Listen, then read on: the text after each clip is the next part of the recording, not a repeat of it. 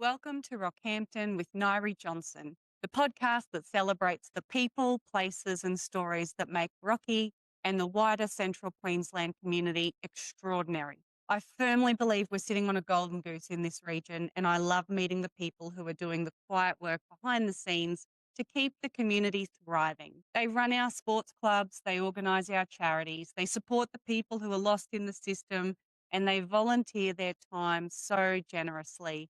And I feel like the luckiest person in the world when someone shares their story with me privately. And now I'm privileged to bring their stories and achievements to you, the listeners of Rockhampton with Nyree Johnson. Sometimes they wonder why they were asked, thinking that what they're doing and what they've done is not that big of a deal. And I can hand on heart tell you that it absolutely is. Other times, my guests are ecstatic to be asked and they look forward to sharing a piece of their Rocky and Central Queensland story. Thank you for listening in. I truly appreciate you being here. Today's guest is Mr. Nick Quigley OAM. Nick is someone I have tried to tie down to do this podcast for a very long time, and he is the busiest retired person in the Rockhampton region. And I'm really, really excited today, Nick, to have you join us on the podcast. I can't even do your bio justice. So we are going to unpack absolutely everything that you're involved in and everything that you've been through in life and all the lessons you've got to share with us as we go through the podcast. So thank you so much for joining me. Thank you, Nyree. It's wonderful to see you here. Yes, thank you. So I have a question before I get into the harder ones. Not that Yep. they're hard, really. But if you could be an expert at anything at all in the world, what would it be and why? An expert in anything in the world. I'd love to be able to fly a helicopter, Okay. but I've been in many helicopters in my life, but Yeah. they've always intrigued me. Hmm. And you never thought to go and get lessons or learn or? Just too old now, but when I was younger, I could have done it then, but too old now, half blind and all that sort of stuff. Wouldn't pass the medical. Yeah, fair enough. Well, that's a good one. That's a practical one, and I like it. So tell us a little bit about Nick. Who is Mr. Nick Quigley OAM, and what are the roots and influences that have shaped you to be the person you are today? Well, I lived actually in New Zealand. I was a Kiwi, but I came over here to Australia in March of 1966 on a old ship that used to be HMAS Canimbla. It's now called the Oriental Queen. And I came out here. We landed in Sydney. I came over with a school friend. We landed in Sydney and we travelled from Sydney up to Brisbane by train. And in Brisbane, we bought a combi van, just the tin shell with nothing in it, and the two seats up the front. And so the first port of call we went to was Gayndah. So we drove up there. And what had happened was Alan, my travelling mate, his father was a Rotarian and he had many contacts in Australia. So in Gayndah, we visited Mr. Reese. He was an accountant. And so we stayed there a night. Next day, we went up to Rockhampton and we had another accountant up there to see and also a carpenter. And in Rockhampton, one of them said to us, why don't you get a temporary job somewhere to get some money? And he suggests we go up to Mount Morgan and go and see if we could get into the mine. So in 1966, the mine was going very well. So we went up there and both of us got a job in the mine. I worked as a puncher on the converter and Alan worked in the furnace, melting the ore, And so that's how we started. We spent 4 days up there at Mount Morgan. Absolutely dreadful job. I had to wear an asbestos suit because ore used to blow out of the top of this thing and splash down around us. You just can't believe. I can't believe now that I actually did it. So anyhow, we moved from there to QR Railway, and we worked at QR for 8 weeks out at Eden Galba, pulling up 40-pound line and putting down 80-pound line and the sleepers and all that sort of stuff and doing the ballast. In those days, we didn't have a Matessa. Matessa does it all for you now. So we, some things that you wouldn't believe people do. We used to pick the sleepers up, one at each end, and say 1, 2, 3, and throw them into a wagon. railway wagon, be somebody in the wagon to stack them.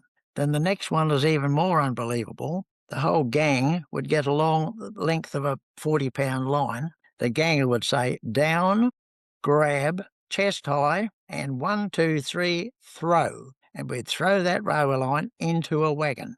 And if one person didn't throw evenly at one end, it would hit the wagon and bounce out. And that was a real dangerous thing. Mm. So that was that one there like that. So we stayed there for 8 weeks and learned a lot about railways.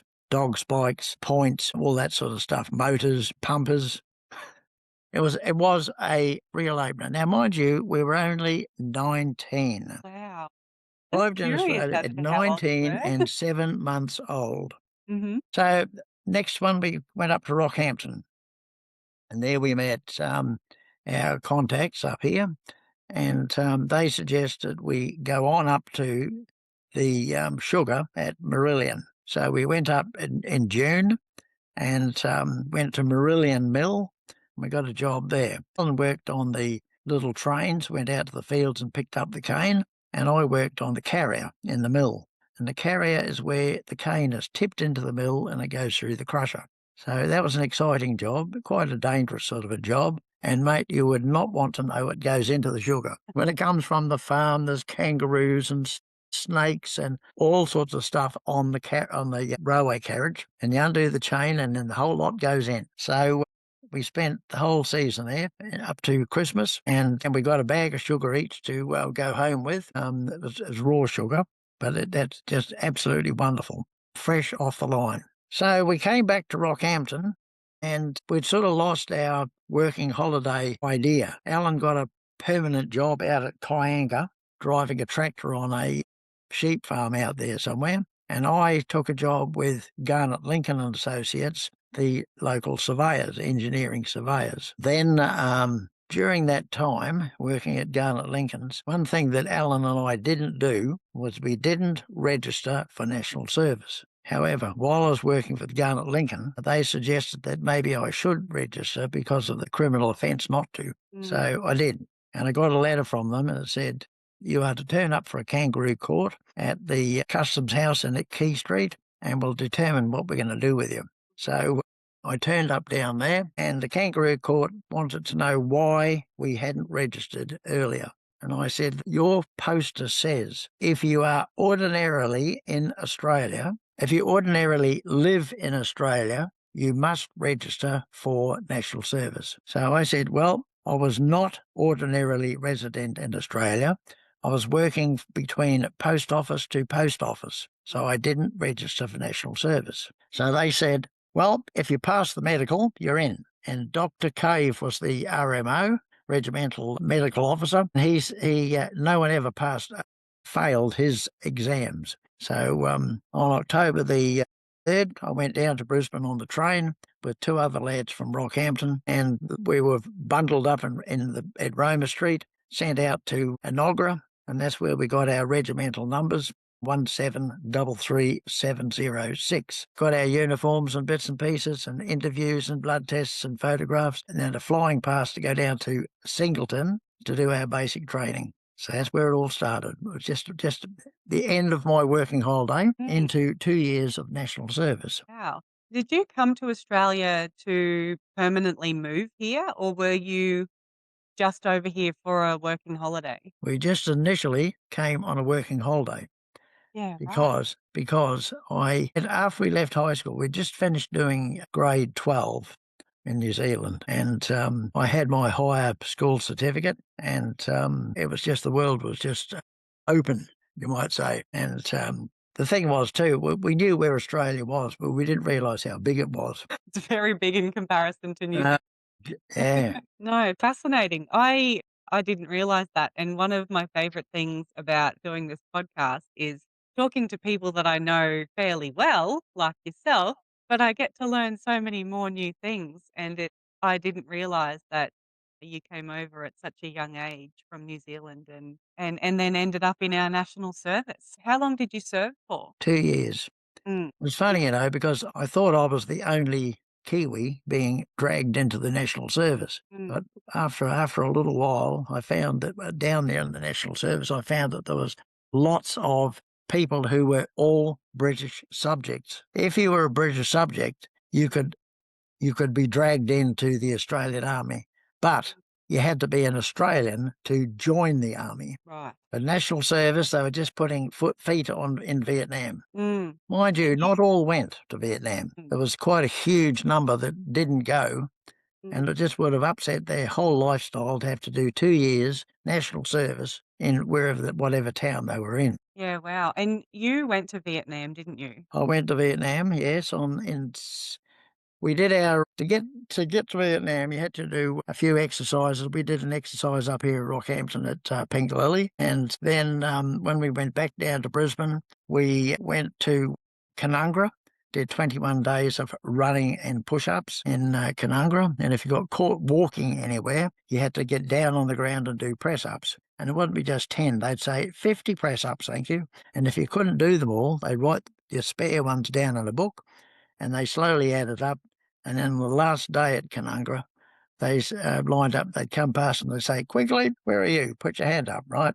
You're over here, you owe me 200 press-ups. So you'd have to get down and do them, 200. If you did them too fast, next minute you felt a foot on your back. Hold you down a bit, make a bit more weight. So anyway, we passed all of that. The other interesting thing was that while we're doing there, I spotted Normie Rowe. He'd been down in Canungra the whole time with us, doing his national service. So on the bus we went back down to back to Enoggera, to 139 Signal Squadron, and then on the notice board it said who's going to Vietnam and who's not.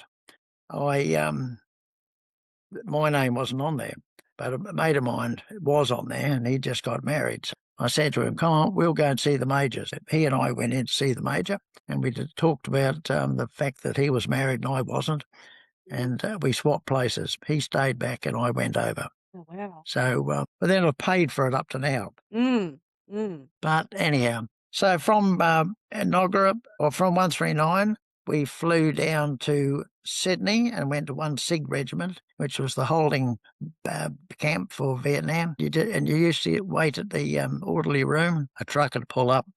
They'd read out a roll of people. If your name was on it, you got on the truck, went out the airport. If it wasn't on it, you just undressed again and went back into the orderly room and continued playing billiards. And finally, our truck came. Out to the airport we went, and into the plane, and it went from Sydney to Darwin to Singapore to Saigon. In Singapore, we had to change our army shirt for a civilian shirt, and all the rest of our army gear was just the same. We had breakfast there and in Singapore, and we got on board the plane again and continued on through to Saigon.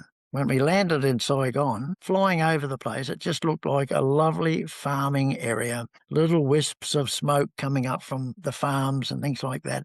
Didn't look like anything bad. But once you landed in Saigon, the jet fuel, the fumes, the jets taking off, people everywhere of every nation, and army movements there grabbed us all and said, come here this way. And they then looked at all of our papers and said, you're going this way and you're going that way. You're getting on a Caribou. Then we flew over to Nui Dat. And landing in Nui Dat, when we flew over from there, you weren't thinking about anything on the ground. We could have been shot down, but we didn't sort of think about that. Landed in Nui Dat, Lascambol, and we were marshalled and told what we needed to do over there, find a tent and go to dinner. Next morning on parade, we were shuffled into where we were actually going to be working on the time up there. I went to engineers, 1 Field Squadron engineers, as a SIG operator, radio operator. And there was 2 of us went there and an officer. So my first period of time, I looked after the command net for the engineers and also the local net for the task force. So and doing that, we're all down our beautiful green greens, brand new greens out of the storeroom. Within 2 days, they were nearly black with dust and sweat and everything else. It was just unreal. And your beautiful polished boots became like that oily finish when they get wet. But about 3 days after arriving in there at 1 Field Squadron, the engineers needed a radio operator with them on an exercise on the outside. So anyhow, I got into this chopper, and first time I'd ever been in a helicopter. I sat up on top of a whole heap of big boxes, and the bloke on the outside said, "Here's a box, don't drop it, don't lose it. Somebody at the other end will come and collect it." So I had all my gear with me too, and away we went. And over the target area, we're probably about 2,000 feet. Over the target area, the pilot said he authenticated grape or yellow smoke on the ground. And so down he went and landed there. And he was very keen to get all those boxes out of the helicopter. So the door gunner said to me, "Just keep pulling them out. 1, 2, 3 out both sides." And when we've all got them all out, he said, "Lie face down on the ground, hang on to your hat. And so when we've gone, somebody will come and get you." Helicopter went, and when you're lying on the ground like that under a helicopter, the stones and the grass and the rocks and everything that fly around, and away it went. And there's dead silence, absolutely dead silence. And suddenly there's a tap on my shoulder, and you imagine I nearly flew out of the grass vertically. Mm.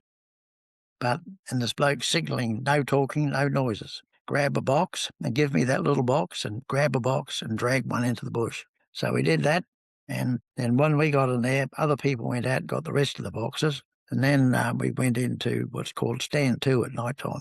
Stand to is when you secure your area and no noise, nothing at all until the morning, and you have stand to. Then when next morning, we started blowing up bunkers. So my job was to wrap a det cord around 2 plugs of C4 and hand it to a person going down the hole, and follow the det cord in. So when the det cord stopped moving, I had to wait a few seconds, and I had to measure back, cut it off, and wrap another piece up, and wait for somebody to bob up out of the ground. So finally, all the blokes had finished laying their baits down below the ground, and all the cords were tied together, and one of the engineers stayed with me. Everybody else disappeared. And he put on a charge onto the end of all the det cords, and he said to me, "I want you to call for a air clearance for 10,000 feet for this grid square."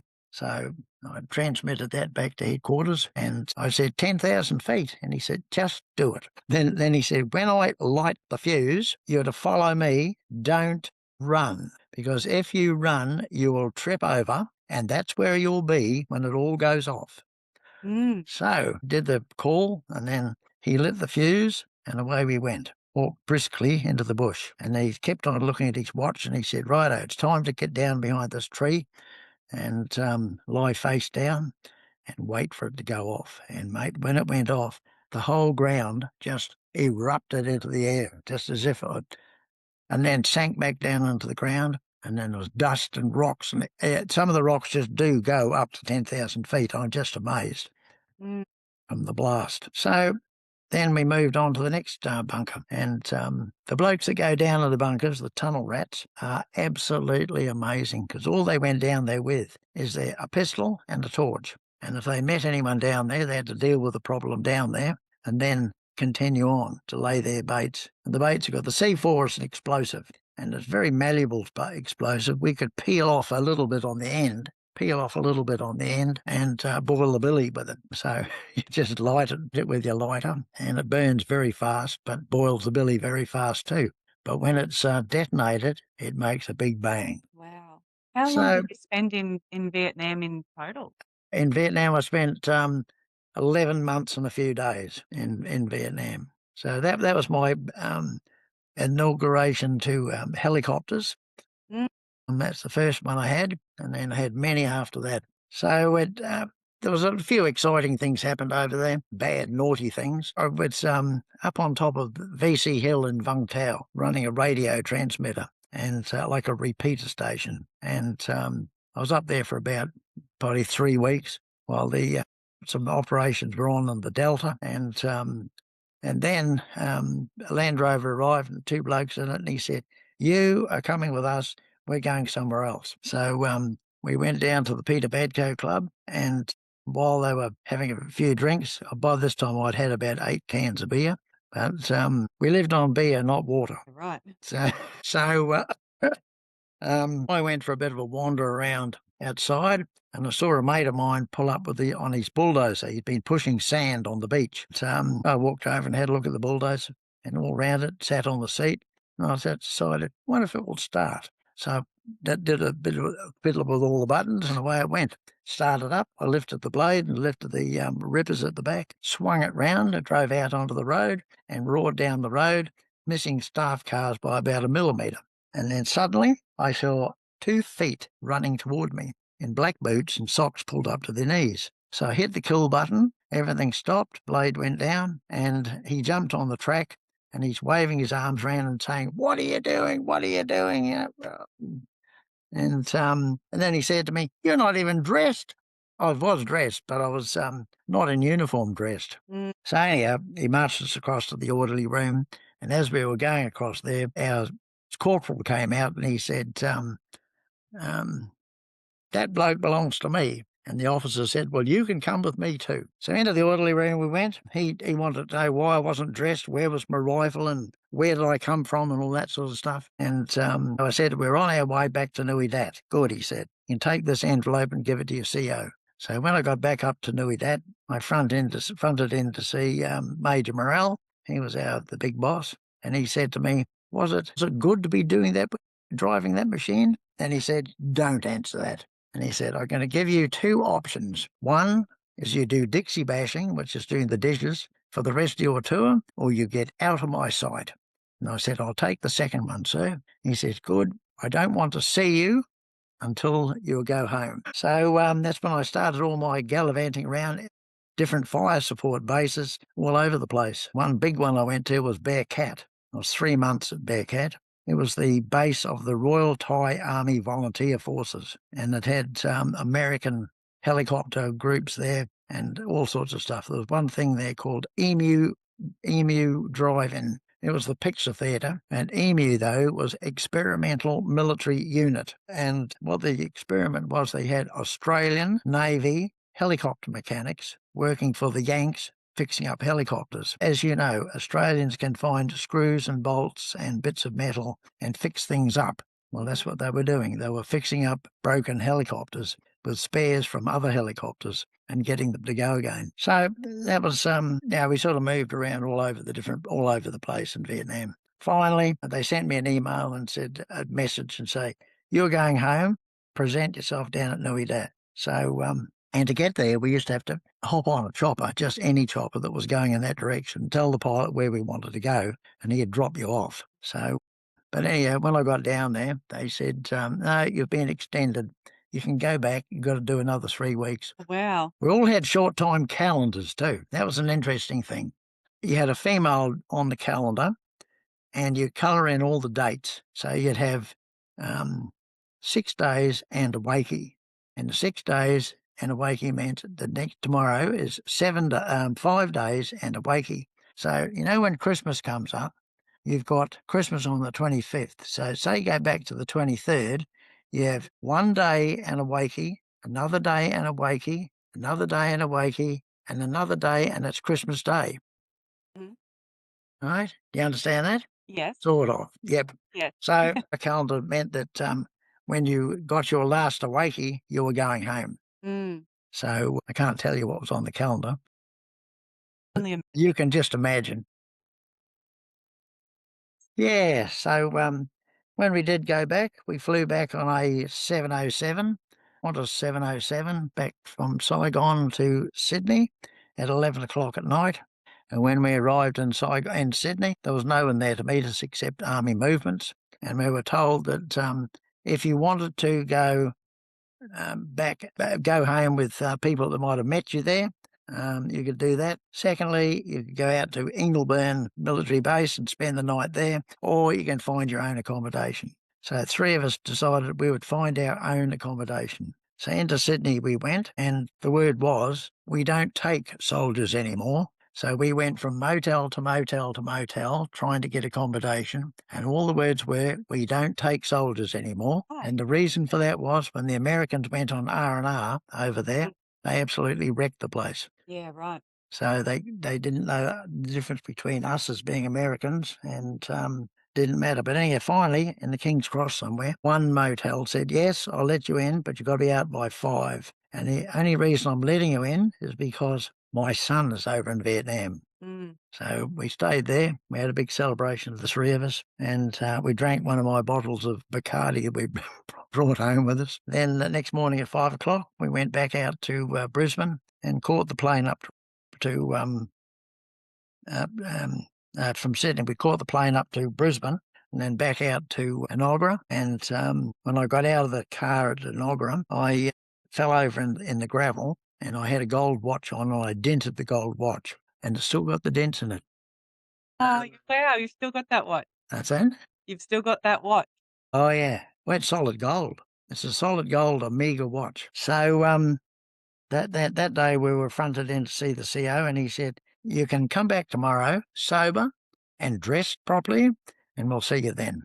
Mm. So we went back, and they fined us $10 for turning up drunk and disorderly, and they sent us on 3 weeks leave. And I said, well, where am I going to go? And he said, why? And I said, well, my family's in New Zealand, and you got my passport. I can't go over there. And he said, well, you'll find somewhere to go. So I went out to a mate of mine at Toowoomba, spent 3 weeks with him. Mm. So then we were discharged. And when you get discharged, you walk up to the gate and you say, which way do I go now? Because you've been told what you're going to do, when you're going to do it, how high you're going to jump. Yeah. And suddenly, got to make decisions for yourself. So a bus came along, and I signalled the bus, and I got on it, and he said, oh, you're a soldier. Just sit in the seat, you'll be right. Where are you going? And I said, into Sydney. And he said, good, I'll take you in there. Or into Brisbane, I mean. He says, I'll take you in there. Once I got in there, he somehow got myself back up to Rockhampton from there. Probably went up in the train, got to Rockhampton. And when I was in Rockhampton, I was boarding with a family in Mary Street, and they'd kept all my bits and pieces there, and all my mail and anything else that was sent to me all went to that Mary Street address. So after that, we had lots of parties, and then I started looking for a job. Mm-hmm. And I worked for Hillman Motors for a little while, cleaning engines, and I worked for Brian Thomas, the builder, cleaning up round houses in the street behind Dean Street. And then one day I was over at a mate of mine's. He worked at Hillman Motors, but he had a mechanical workshop just beside Kmart. And I went there, and he said, one of my mates is looking for a chainman. And I said, get him to ring me. So he rang up to this bloke. I had a talk with him, and he said, when can you start? And I said, I can start today. Good, he said, I'll pick you up on Monday. Mm. So that's how I got into the electricity board, the CREB. And I stayed there for 3 months, short of 30 years. Oh, wow, that's a big, long career. Yeah. So that's how it all sort of ended. Yeah. And how long after you came home, when did you meet your wife in Rockhampton? I did. And that was an amazing, absolute. I didn't think I was ever going to get a wife or a girlfriend, because I I love was. the way you speak about her. I just love it. I know she's not here anymore, but I just love the way you speak about her. So a friend of mine said, we're all going down to the Calca Hotel for dinner. And when we get down there, there's somebody I want you to meet. So this lovely, absolutely delightful lady with long hair was sitting at a table. We all walked in, our eyes met, and that's where they stayed for 44 years. She was absolute dream, beautiful girl, beautiful mind, and just beautiful everything. She was just something super special. So we courted for probably 18 months. Then she said to me, if you're not going to propose to me, I'm going to go back to New Zealand. She'd just come home from a working holiday in New Zealand.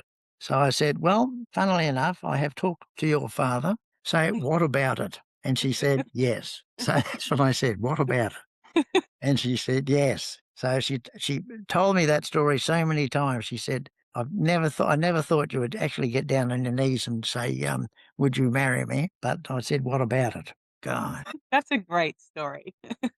So Helen, Did you have a ring? yes, we did. I had a little, I can't remember what the engagement ring looked like. what had happened was we'd been down East Street walking past Phil Peel's, looking at all those shops there. And I said, we were looking at in the shops, and she said, "Oh, look at that. That's a very nice looking ring over there." Then we walked on past. Next day, I went and got it and had it in my Oh, pocket, so it was ready.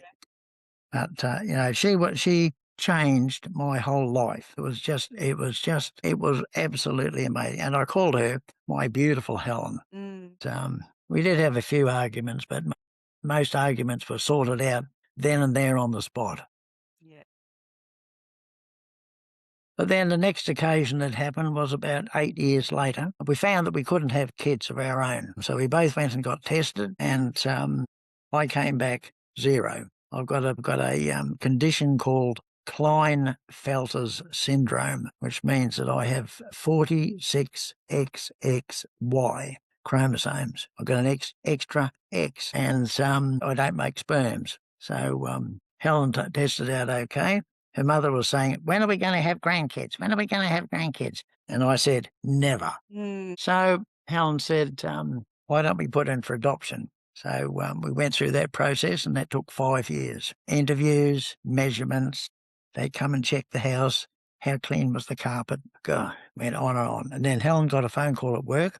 She was working at Hillman Motors at the time. She got a phone call at work and said, "There's good news and there's bad news. The good news is there is a boy available, and the bad news is he's in Cairns." And wow. in those days, we didn't have planes flying up to Cairns every day. Well, I knew somebody in TAA, so I went down there and said, "When's the next plane that we could go on to get up to Cairns?" She said, "Thursday." I said, "Right, book 2 of us on there and 3 coming back." So we flew up to Cairns, and we waited, and we spent a night up there. When we got into the taxi, actually, the taxi bloke said to us, "Oh, I know why you're up here," because we had an empty carry case, Oh, yeah. baby carry case. So next day we went all the way up to Clifton Beach and to the foster home. And as when we were going up there, the lady in the car said, "If you don't like the baby, you don't have to take the baby. How's Right. that?" So we got up there, It's not and like it's a puppy dog or a I know. kitten. Well, I suppose some people are very icky about things. But when we got up there, Clifton Beach, Andrew had already been to a wedding and he'd been to the races and a few other things in his pram, and he was wrapped in a sort of like a shawl sort of thing. But the baby was handed over to Helen, and the baby smiled, and Helen said, "This baby is not going anywhere except back home with me." That's so And that was lovely. it. How old was Andrew when you adopted 6 him? weeks. Wow. 6 weeks old. Mm. So I went into the kitchen with the father or the man, and he showed me how to mix all the milk up and put it in the bottles. We had a carry case with empty bottles in it, so we filled all those up. And the lady showed Helen how to bath him and how to put nappies on him and dress him and all that sort of stuff. Now, most mothers get all that sort of training long before they have their baby, but ours was done in a couple of minutes up at Clifton Beach. Mm. Anyhow, back in the taxi and back to the airport and back on the plane, and the plane was late leaving, so I think Andrew had nearly drunk all his milk. So, but on the plane they gave him some watered down orange juice. He had that, drank that, and then spewed it all over the place. Yeah. Interesting choice for a 6-week-old baby. God, it was unreal, that. Anyhow, the hosties weren't worried. They just mopped it all up. And when we got into Rocky, all the grandmothers and aunts and uncles and everybody else were all standing in a row, and we handed the baby to number one, and it went along the line. We picked him up at the other end. Then we got home. We had a few exercises and problems at home. The first morning we woke up, he had blood all over his face. Helen was in absolute panic. So she rang Chris over the road, and Chris came running straight over. And the first thing she did, she grabbed his hand and looked at it, and she said, "Cut those nails and you'll be right." Yeah. He'd scratched himself, and they're razor-sharp baby nails. Mm. So we learned from that exercise you got to trim the nails and keep them trimmed. And but generally, he was a good baby. You'd feed him, and he'd play a little game, then he'd go to sleep. The biggest problems we had was when he got to 16. I think that's a common age for challenging teenage boys. Oh, God. Cars. The backyard was covered in cars, and my grass was full of bolts and nuts and spanners and everything else. Mhm. But he seemed to have a real niche on engines and cars. Mm, Yeah, we just had to let it go. We did mm. grouse on him a few times when he changed the oil on the grass and things like that. But anyhow, finally, he was going to university doing accounting because when he was at high school, the accounting teacher was a really good teacher and she talked him into going to uni to do accounting. So one night he came to us and he said, I don't want to be an accountant. I want to be a motor mechanic. We said, oh, God. I said, well, next day, tomorrow, I'll take you for a drive around all the mechanic shops and we'll see if we can get you in as an apprentice. So we did that next day. I wrote out a bit of a resume for him and he got an apprenticeship at Weedle Motors. They were a place that used to have do all the forklifts, but he didn't do any TAFE while he was there. Some mob from Bundaberg was supposed to come up and do the TAFE work, but they used to sign his book off by a pencil in the office by somebody else. And one day I said to Andrew, where was your last visit from the people in Bundy? And he said, they haven't been yet. So I rang the company up and I said, you haven't been up here. You're supposed to come up here every 3 months, do training. You weren't up here.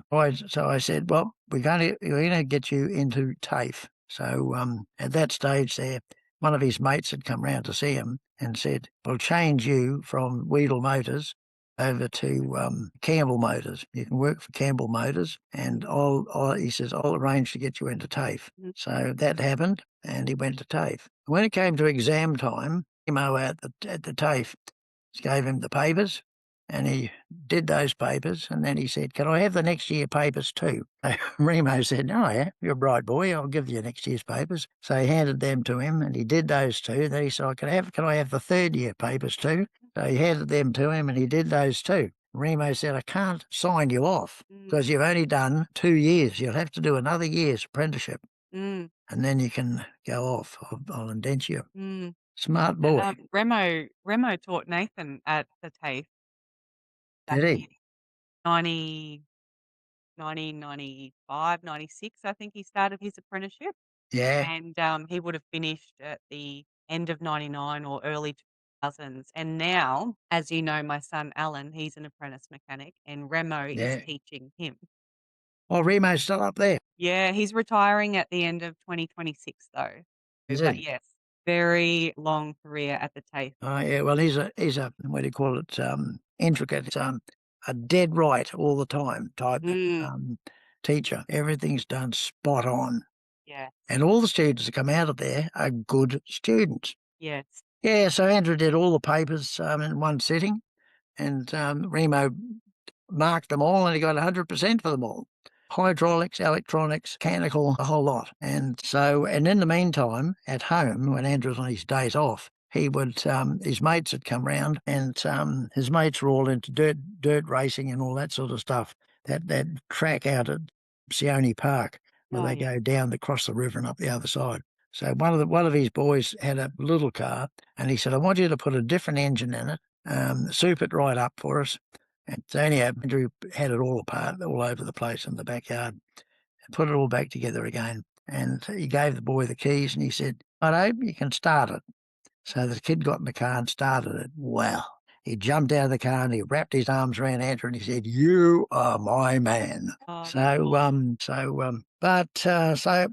then he was started looking for girlfriends and he had some really nice girlfriends because that'll be really nice. normally I work for Life Without Barriers at Christmas time, Mm, delivering Christmas food parcels to the fire brigade, the police, the ambulance, the base hospital, and sometimes the martyr. mm. And I go home So and have Christmas dinner with all the other riverbank people down at the church. So, like, we haven't even touched on yet the amount of community work that you do, like from the U3A to teaching people how to use computers from the very start. You, of course, come to Scouts whenever invited, and the kids absolutely love having you at Scouts, especially when you bring your radio skills. And like, there's just so many different things that you're involved in, and course, coxcomb. Tell us about all that sort of stuff and how you got Uh, involved. There's just so much. well, I fill every minute of the day Mm, because one thing I learned from my father was you've got to do things for people. You've got to be able to give back and they appreciate it and you get the buzz for helping them. So I've got that in my blood. So with U3A, I stayed there for a long, long, long time.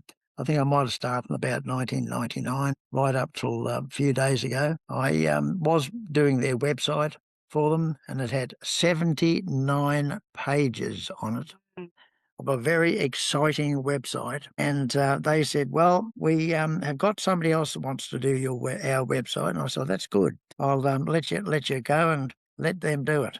yeah, that's But good. And when you've done it for so long, it's good to hand it over to someone else after it a while. was, yeah. And he's a professional, so it's going to cost them now. It Mm, cost nothing when I was doing it. I used to do everything: domain name, hosting, the lot. And anyhow, that's all gone by the by. The other website is Coxcomb, and it's a wonderful site. That one. You ever had a look at it? So that was another one. But then on top of that, I did one for the helicopter rescue people at the aerodrome. When the RACQ took over the sponsorship to the helicopter rescue, they took over the website. Didn't change very much, but it's done by them now. yeah.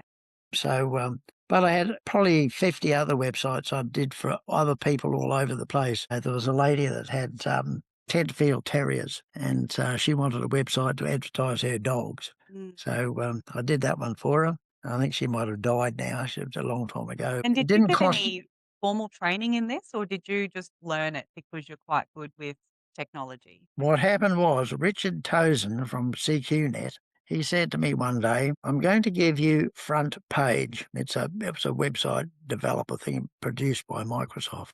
"I'm going to give you Front Page and I want you to make a website for an air show and also the helicopter rescue people." So I said, "Well, Richard." So I went home with this program, put it on the computer, and had a look to see what I could do. Anyhow, I did. I produced a very good air show website where pilots could look to see where they could park their aeroplanes, and they could look to see where their accommodation was and how they're going to get there and all that sort of stuff.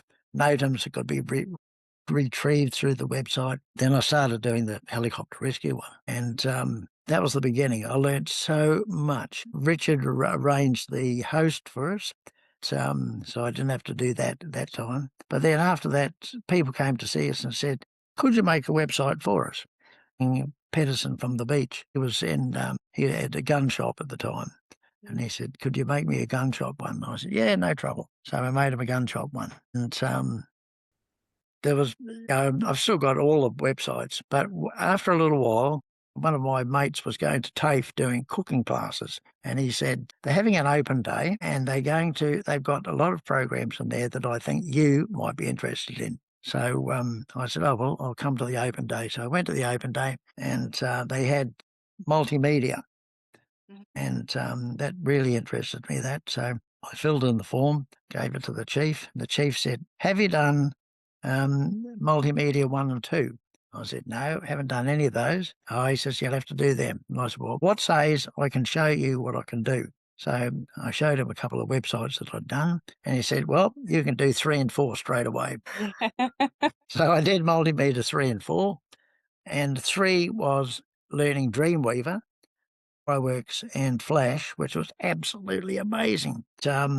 The second class we had Fireworks, proper program on Fireworks, and that's just when you go to Woolies and you scan your groceries into the machine, and it has bananas comes up on the screen, and it says blah blah blah about them. And then you scan the next one in, it comes up with tomatoes, right? Well, I learned how to do that, but in a much different way. We had to produce a we had to produce a car that actually sat on the table and then turned as you moved the mouse. It turned round and it flips over, so you can look at the bottom of it. You can open the boot, open the bonnet, open the doors, look inside, things like that. That was just all done with Fireworks and Flash. Absolutely amazing. Mm. Never yet. Well, I did use it a few times. I've still got all my class notes and things like that, the things that I produced. For my test at the end, I produced a crop dusting aeroplane. You could hear it start up way over in the distance. Then it slowly came closer and closer and closer and closer until it turned. Then it came up towards you and went over the top of you. And as it turned and came up, it was spraying this white stuff all over the grapes. And as it went over you, a notice dropped down that said, "You are what you drink." And the teacher said, "That is very clever." So he gave me good marks for that one. So that was the web designing. And the only one I'm doing now, I'm doing one, still got one for the Cap Coast Historic Society and the Coxcomb one, which is just so interesting. So that's the only two I've got that are alive. No, and you do all that with your own time as well, which is really good. As well as, you turn up at things and you're very helpful. When you're a volunteer, like you, when you are a volunteer, you volunteer. But I used to absolutely love going to scouts. Both Andrew was a scout when he started at Frenchville, I don't know, Frenchville Scouts somewhere. I don't know where they were. Mount Archer? No, they were up on, you go down Toses Road, and then it was up on a hill. There's a scout hall up there. That's gone now. There's houses on it. But he went there for scouts, and then Nathan became a scout, a cub, and the only reason he left was because they all moved down to Gayndah. And I think if Nathan had been able to stay at Scouts, it would have given him some earth to grip and to do something with his life. It just shut him off completely. He's only young though. He's still got time to. He's 16. Yeah, that's that silly age that you had with Andrew. know. Come on, you've been here before. Like you know what you. I'm here right now. I know. 16-year-old. Your boy's doing an apprenticeship, and he's doing very well. Yeah, he's doing okay. Yeah. Yeah.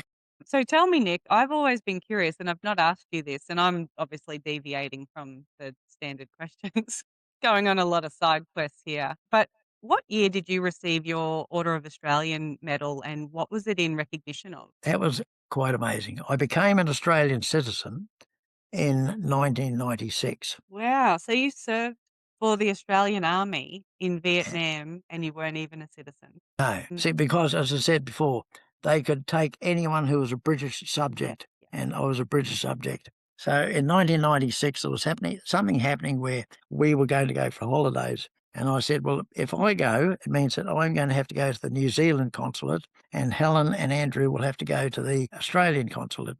So we'll have to do something about that. I'll become an Australian. So I did that, and I can't remember which mayor it was now, but 1996 anyhow. So I did that, and that got things going. And then in 2006, I got this letter in the mail from the Governor-General, and Helen was in the car at the same time. And I said, why would the Governor-General be writing to me? So she said, I don't know. She just opened it and see what they want. Very posh envelope, very smooth, very posh. So I opened it very carefully and got it out and read it. And it said, you have been nominated for an Order of Australia. And then it went on, blah, blah, blah. And I said to Helen, what do you know about this? And she's going, I know nothing. And so we took it home and we mulled over it, read it all the information. And I sent an email back to them and said, yes, I'll accept it. So then in June of that year, I got another letter up, said, you had a front down to Government House in Brisbane. So Helen and I were on caravanning at that stage. So we went down the caravan, and then friends of ours from up here, they wanted to be at the service too. So they came down and they were the chauffeurs to get us up to Government House. My sister from New Zealand came over. But what happened before that, I rang my mother up and said, you wouldn't believe this, Mother. I have been offered a Order of Australia. And I was the black sheep in the family. And he said, and I said to her, don't tell anyone until it's official, because the letter says, do not speak to anyone about this until you've seen the Governor-General. I reckon everybody in New Zealand knew about it 2 minutes after she put the phone down. But anyhow, she was absolutely over the moon. To think that her black sheep got an Order of Australia. Anyhow, so we went down to Government House. Quentin Bryce was the Governor-General. and she was absolutely delightful. So nicely dressed, had a green dress on, I can always remember. Very neatly, everything else, hair all done, etc. And she had a lovely voice, and she knew about all the people that were getting orders. Mm. They'd call out the name, she'd be handed the medal, you'd stand in front of her and give her a little curtsy sort of thing, and then she would talk about what you had done and all the rest of it like that to everybody. Then she'd pin the medal onto you, and you go and sit back with all the others. One wonderful thing was there was two other Vietnam veterans there at the same time. John Thompson was one. He stood on a mine in Vietnam, blew off one leg and one arm, and fingers on the other hand. It was a real mess. But when he came back from Vietnam, he started, after he repaired, he started volunteering for handicapped people. Mm. So he'd go into a hospital with his arms covered and his legs covered, and he'd start talking to them about, don't just be a misery. You've got a life. You can get out of bed and you can walk around. You can join in with everything and you can keep doing what you want to do in life. And they'd say to him, why, how come you can talk all about that? You don't have any problems. So he said, right, rolled his sleeve up, no arm on that side, pulled his leg up, no leg on that side. Mm. So he knew what he was talking about. He is an amazing bloke. The other bloke was called Ray Payne. Nothing to do with the other bloke, Payne, the pain in the neck one. But Ray set up a server where veterans could type into it and look for their mates and search for their mates on the server and also get information. The information for veterans is you'd sort of think that DVA is what you need to know, but you need to know what you need to ask DVA and all that sort of stuff. All that was on that server, and he still keeps it up to date now.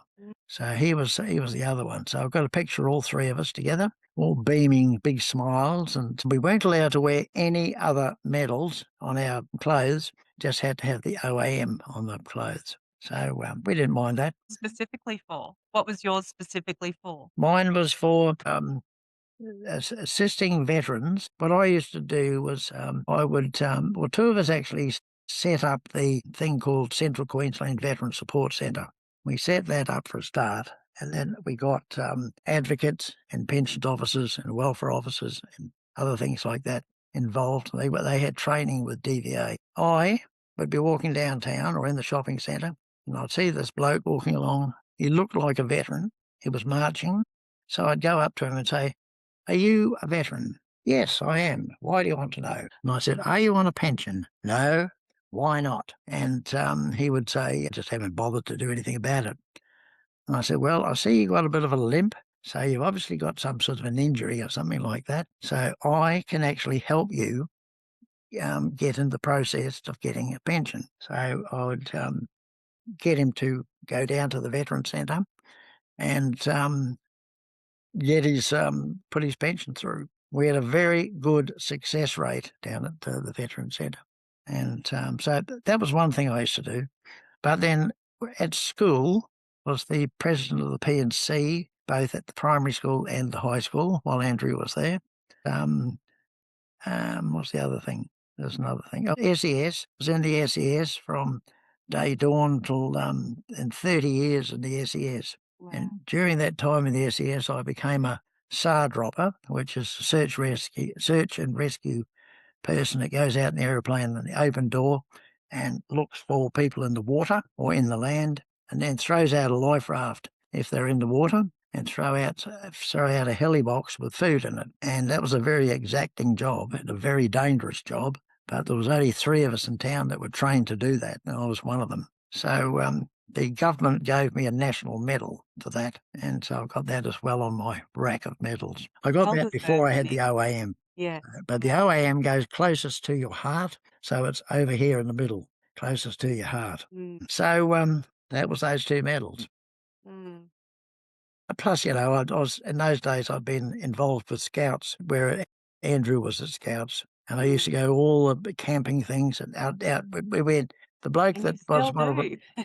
one of the leaders. We used to go up the river somewhere and set camp up the river, and we used to have absolute great fun up there.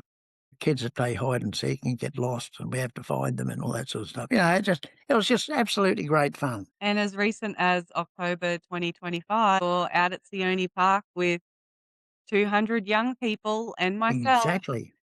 telling Well, that was one teaching of the them things. That about was radios and Morse code, and Yeah. Well, that's one I thing. learnt so much, let alone what the kids learnt.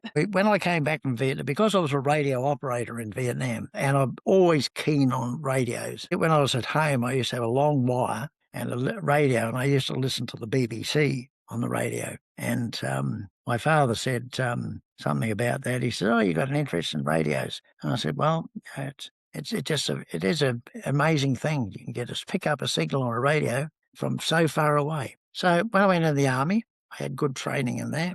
And when I got out, one of the blokes in Rocky said, "Why don't you get an amateur radio license?" Mm. So I said, "Oh, may as well." So I lined up and did the novice license for a start. My call sign in those days was NFL, no flaming license. I learned about call signs at JOTA, which people listening is the Jamboree of the Air and the Internet that we had in October of 2025, and it's an annual event. But yes, I learnt about call signs and how they're created. Yeah. So, and when I did the Morse code for that exam, the examiner wanted to test me at 5 words a minute, and I said, "Oh, mate, that'd be just like having E's and I's, or E's and T's.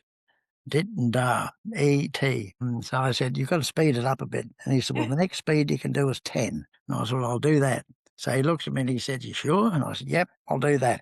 So I did the 10, gave that piece of paper back to him, and I said I had to send him something. And I might have sent something to him at about 28 words a minute. And he was happy with that. Mm. And he said, "Well, you passed the Morse code. There's no problem at all. Where'd you learn Morse code?" And I said, "In the army." We never used Morse code in Vietnam, though. We did hours and hours and hours of training learning Morse code and be able to send and receive and write the messages down at the same time and then send back an answer or give it to someone else to make an answer, and then they'd send it to us and they'd send that other answer back. It was just amazing, but we never used it in Vietnam. But it came in handy when I went to get a radio license. Yes, very And handy. My interest in Morse code has stayed ever since. Mm, Every time I go to scouts or jamborees and things like that, I always take the key mm, and we bash out words. And I normally get the kids to send their first name. yeah. So one year, one of the girls sent her name, and I said to her, "Your name's Hannah, but you actually sent Sanna. There's one dot you missed out on the first letter. H is dit, dit, dit, dit, and S is dit, dit, dit." All right. And, and she had this beaming smile on her face that I'd actually read her name was Hannah. Yeah. Is it? I learnt about the dits and das again in October of 2025, so I actually understand what you're talking about here. Yeah. That's And when you're sending a message to someone, you use their call sign first. So you might send VK4 XXX DE VK4CNQ. That's me. DE means this is. And and when they send you that, they'd send VK4CNQ DE and their call sign VK4XXX. Mm, And so it's all very controlled. And if you listen carefully, you can understand it all. But working with the scouts is an amazing experience because they want to learn. yes. Unfortunately, with scouts this year, um, there wasn't the time nor the space to do a lot of other things. When I went down to Chinchilla for 3 years doing scouts during Jota down there, and there's no radio amateurs within Kui down there. So I said to the DC that, "Well, I'll come down and do it down for you." So I went down to Chinchilla, but I took all my magnetism stuff because a radio wave is magnetic. I thought, well, I'll take some magnetic stuff down with them so I can show them how a magnetic wave can be created. And it just really is amazing. I think some kids they soak it up. Mm. And Yeah, it's next amazing to time you see see them them, learn. they Mm. say, "Oh, you're back, you're back. What Yeah. are we doing this year?" Yeah, yes. Oh, that's fantastic. So, Nick, I'm curious to I have so many questions, but I'm That's conscious right. that Yeah. this is a very long podcast. We're gonna have to do a part 2. But I have a question for you, to wrap us up today. Yep. But you know what the world is like at the moment. You know the challenges faced by young and old, by people in Queensland, Rocky, Australia, the world. If you could give one piece of advice to someone coming along after yourself, what would it be? Yeah, like what's that one thing that you would share with someone younger than you that One can of the help? best things in life that I learned was never give up. Mm, So if you're doing something and you can't quite work it out and you just don't know what's wrong, you can read a little bit about it, search it on the web, but then find a way. You have to be able to complete it. So never give up. But with the world the way we are at the moment, it's a very dangerous place. The Ukraine war, the Gaza war, the people that have been putting stuff into the other side. Like we gave some APCs to Ukraine, so we're involved in that war now. And the Ukrainians have come to the pass with using drones, and mm, they've really put themselves on the map using drones. But then now Russia's starting to make drones. But anyhow, I won't give up on the Ukrainians. They're very gutsy people. And it's dreadful, absolutely dreadful what's happened in Ukraine, but also in Gaza. That place there, both those sides were so close to each other and just wrecked the place, mm, totally wrecked it. And there seems to be no end to it. And I don't know how you end a war. And one thing I hope they don't do is Mr. Putin doesn't push the button and do a nuke, mm, because that would destroy more than just the people in that area that he does the nuke into. And I think he realises himself deep down that if he does that, he's going to get nuked as well. mm. So it must have been a terrible shock for the Japanese when those two nuclear bombs were dropped in Hiroshima and Nagasaki Yes. during the war. They wouldn't have seen it coming, and they wouldn't have known what happened, because most of them would have been killed and all their houses and all their villages were just flattened. But it certainly told the Japanese government that we need to get out of the war, otherwise they'll drop some more on us. So, but even so, saying all of that, for kids coming along, one of the best things you can do when you leave school, if you don't really know what you want to do, you can't get into university, join the Army or the Air Force or the Navy. Do the basic training. They will be testing you while you're doing that basic training and looking at what your attitude and aptitude, etc., is. And they'll put you into a section where you can learn something. And if you generally sign on for 3 years, so during that 3-year period, you'll learn something very exciting that you can use outside. Infantry's different, but if you learn a trade in the Army or the Navy or the Air Force, you can use it outside. One of my neighbours, this is a good example, one of my neighbours wanted to be a grunt, and that's infantry. He was fit as a fiddle. He used to run round the block here getting fit. When he went up to Townsville for his interview, they said, yes, we can see you're as fit as a fiddle, but we haven't got any grunt positions for you. You'll have to come back in a couple of months. So when he came back, he was really disgruntled. And I said, well, obviously they've got something better for you to do. So just hold your horses and wait. Next time he went up to Townsville, they said to him, Kevin, we want to offer you I've forgotten the word now. It was like an electronics mechanic. Okay. And Yeah. he said, what on earth's that? What will I Like be an doing auto with that? electric. And Davey said, we will train you. You don't have to worry. Now, after he's finished his time in the army, he stayed in there for 8 years. Then he went to the Air Force for 2 years to learn a bit more. Avionics technician, that's what it was. They offered him an avionics technician. And he said, what on earth's that? So he now has a contract with the emergency service helicopters in New South Wales. Mm, They've got 6 big helicopters, and he is one of the 4 mechanics that keep those helicopters flying. Plus, also, other than for the electronics, he's learning about the mechanical side of the thing too. mm. What an amazing! And I say to him, "Who wanted The to be a opportunity. grunt?" Yeah. The And there's opportunities, it another one sounds too, like. a girl this time Mm, at North Rocky High School. Both these kids are from North Rocky High. mm, This girl went to uni, did biomedical or whatever they do. That's called that thing. And then when she did a practical, and she said, "Oh God, I don't want to be messing around with test tubes and sitting in a lab doing nothing, so except doing that sort of thing." So she said, "I might become a teacher." So she went, did another year teaching, science teacher. And when she did her practical at Glenmore High School, she came back to Mum and she said, "I had 30 pairs of eyes looking at me and none of them wanted to learn." And Mum said, "Well, what are you going to do?" And she said, "I don't know, but I think I might join the Air Force." So Mum said, "God." So into the Air Force she went.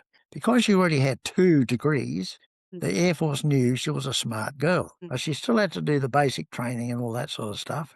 But then they said, "We're going to put you into navigator school." So she couldn't be a pilot because she was a bit bigger and a bit older.